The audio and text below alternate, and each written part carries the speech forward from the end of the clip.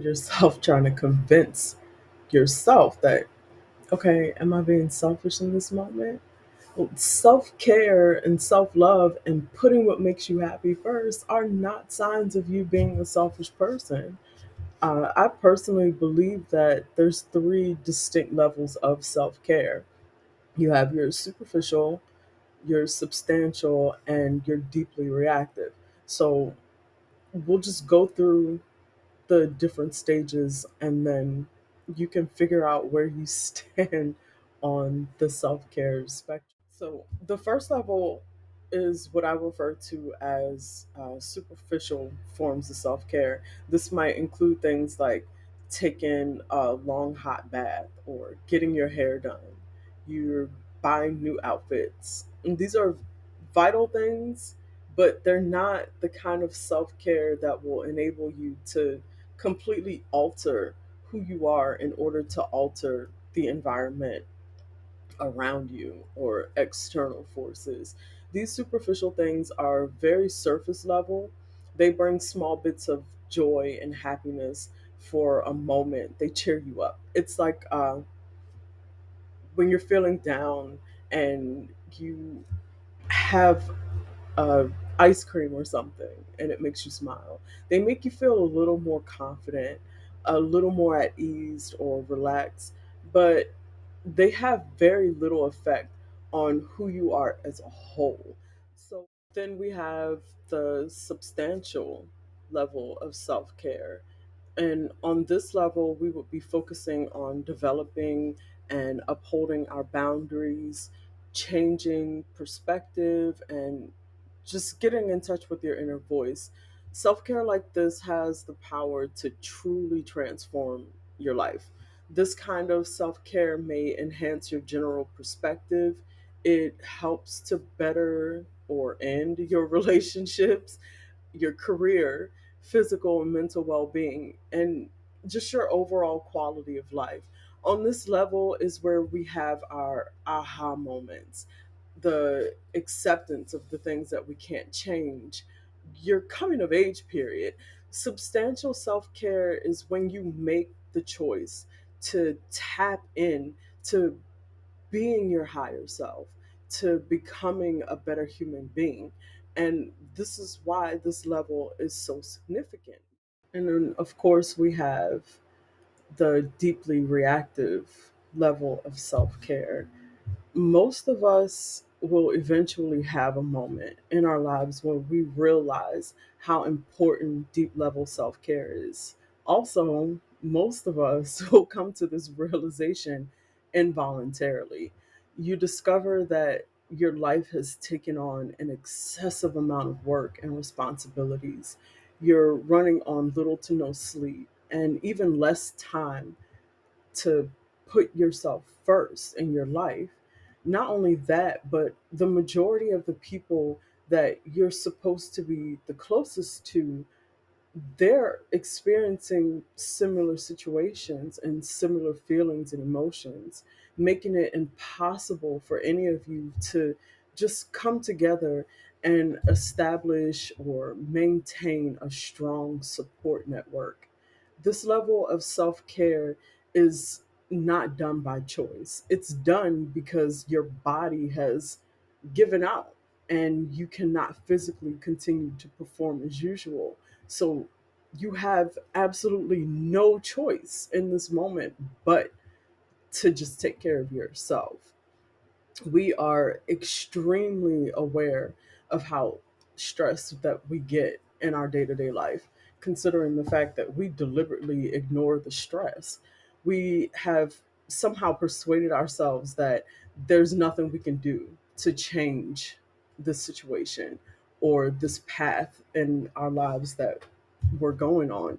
We use the excuse of just being physically able to convince ourselves that we don't need to take a break and that we just need to get things done.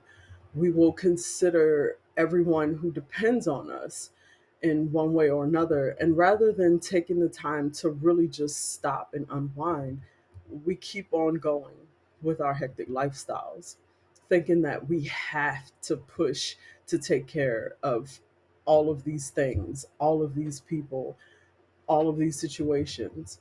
One day, though, your body's going to scream at you that enough is enough. And when your body signals, hey, I'm done, like it or not, I can't work for you since you're not looking out for me, now your body is forcing you to take a pause and give it your attention. You may have a mental breakdown.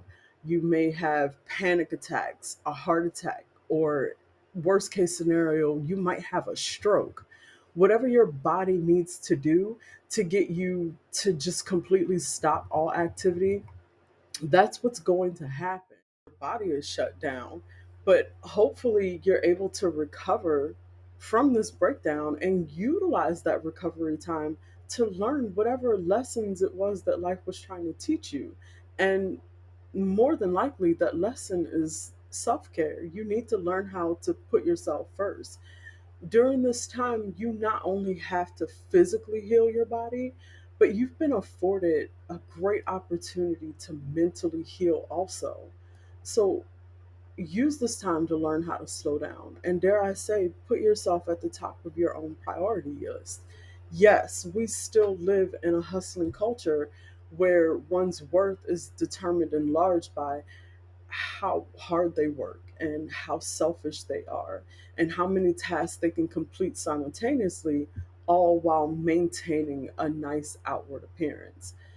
Prioritizing yourself is seen as you being selfish or lazy, and it's sometimes assumed that you're maybe delicate or sensitive in some way, but it's really not. And we have to learn how to not allow the opinions of society to dictate how we maneuver through our lives.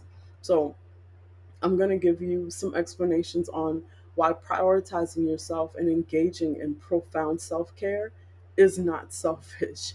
Rather, it's in everyone's best interest. With any luck, this will spare at least one person from having to experience the painful reality of having to heal physically as their bodies shut down. When we learn to take good care of ourselves, then we are able to be the highest versions of ourselves. You now have the opportunity to give this better version of you to others, to your kids, your coworkers, your partners, strangers on the street, whoever. You have more energy, you have more tolerance and mental space for other people when you put yourself first. So, which version of yourself do you believe the world is better off with? The exhausted, agitated, and running on empty you, or the rested, intelligent, compassionate, and patient you? We all know the answer to that, though. So just remember that when you prioritize yourself, the world around you is going to be a better place. Second, you have to always be aware that your good changes are going to be seen by the people around you. Everyone, including your partner, your kids, friends, family, coworkers, whoever, they see these positive changes that you've made for yourself and how you treat yourself, and in turn, how you treat them. Now they know that this is also attainable and worthwhile for them to also make changes in their own lives. They witness how you take care of you and then how you show up for them. You'll unavoidably develop into a leader and a role model.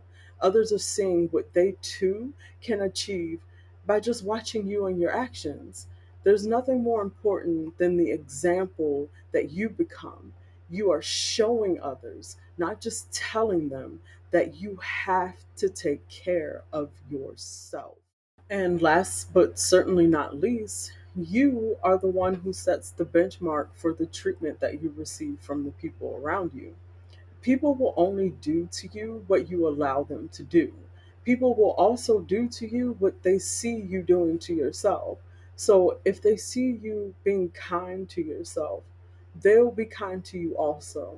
Yes, there will be some who will try their luck and step on or over the line, but generally speaking, most people will understand that when they encounter an individual who prioritizes their physical and mental well being, they won't purposefully go out of their way to cause you hurt or harm.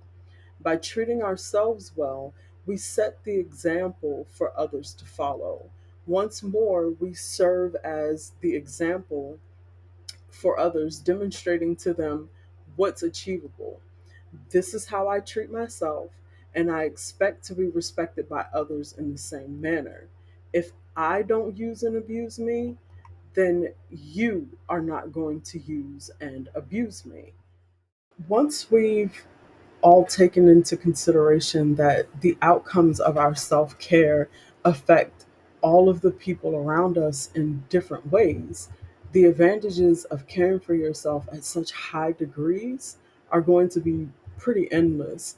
And it doesn't take much to cultivate the habit of a self care routine. There are quite a few ways to do so, and many of them are free. It may be challenging and it's going to take time, but it's definitely worth putting in the effort. And it's a lot cheaper than the medical bills you get if you don't. The initial step is usually the hardest one to take, and that's just accepting full responsibility for yourself and understanding that you alone have the ability to design the kind of life that you wish to live. It's up to you to determine that you are ready to start making some adjustments and engaging in daily substantial level self-care. And you need to do this before you suffer the cardiac arrest and have no choice but to do deep level self-care. When you find yourself saying things like, oh, well, everyone just walks all over me and no one ever notices or appreciates the things I do, this is your time to start making lists of all the situations in your life where you feel mistreated, taken advantage of, undervalued. This is the simplest way to begin. You begin to map out the kind of self care that you need in order to safeguard your energy and well being. You have to establish and uphold boundaries in these areas. So, setting boundaries reduces your tension and your worry, and it makes room for relaxation. And occasionally, it even frees up some extra time that you probably didn't know you had. And once you begin to take account of the areas in your life where you're most stressed out and need to set and maintain boundaries, you'll see that it's usually in some of the most obvious places, with your romantic partners, with your coworkers at your job, and most importantly, it's within yourself. You need to learn how to create lines that you yourself won't cross.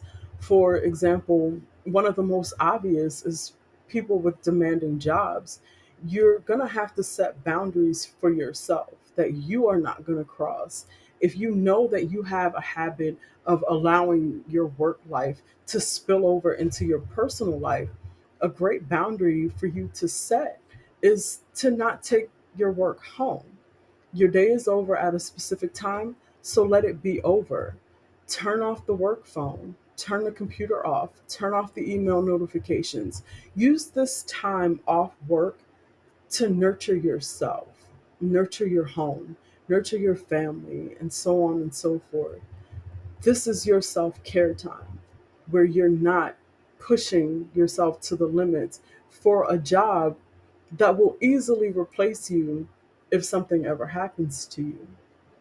You give yourself permission to switch off and just be your authentic self and maintain this separation of the two. Give yourself time and space and permission to relax and maybe just have fun. You make room for yourself so that you can recover and be ready for the following day. Then it's your turn to reappear at work as that rested version of yourself. Decide to own up to your responsibility for the experiences that you have in life and recognize the situations in which you have to establish and uphold limits. Recall that setting limits is the cornerstone of all of our self care routines. On a daily basis, you need to show yourself the utmost love and attention and affection so that you aren't forced to do so when you don't want to.